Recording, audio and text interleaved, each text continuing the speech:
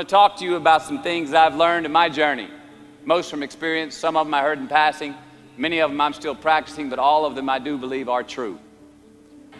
Life is not easy. It is not. Don't try to make it that way. Life's not fair. It never was. It isn't now, and it won't ever be. Do not fall into the trap, the entitlement trap, of feeling like you're a victim.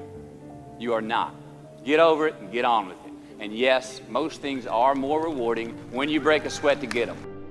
So the question that we got to ask ourselves is what success is to us. What success is to you. Is it more money? That's fine. I got nothing against money. Maybe it's a healthy family. Maybe it's a happy marriage. Maybe it's to help others, to be famous, to be spiritually sound, to leave the world a little bit better place than you found it. Continue to ask yourself that question. Now, your answer may change over time, and that's fine. But do yourself this favor. Whatever your answer is, don't choose anything that will jeopardize your soul. Prioritize who you are, who you want to be, and don't spend time with anything that antagonizes your character. We have to define success for ourselves.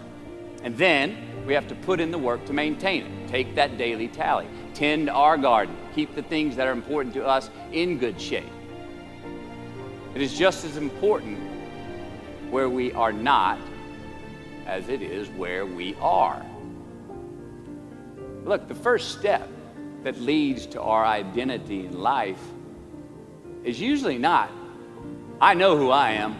I know who I am. That's not the first step. The first step's usually, I know who I am not. Process of elimination. Defining ourselves by what we are not is the first step that leads us to really knowing who we are.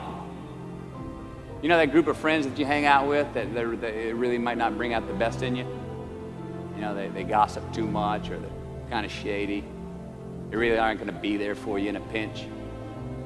Or how about that bar that we keep going to that we always seem to have the worst hangover from?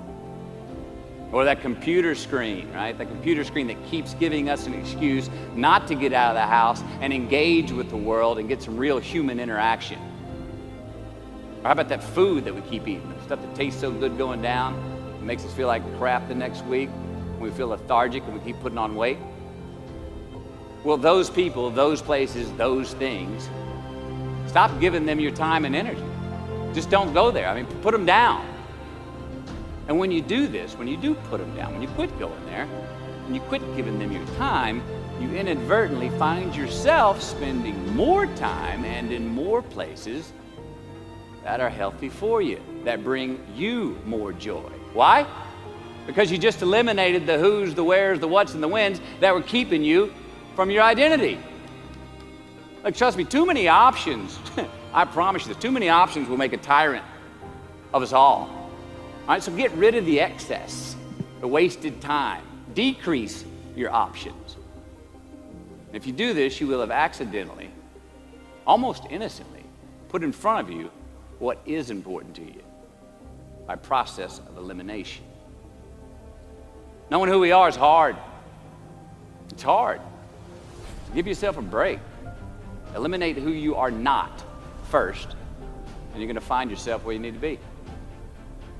Instead of creating outcomes that take from us, let's create more outcomes that pay us back, fill us up, keep your fire lit, turn you on for the most amount of time in your future.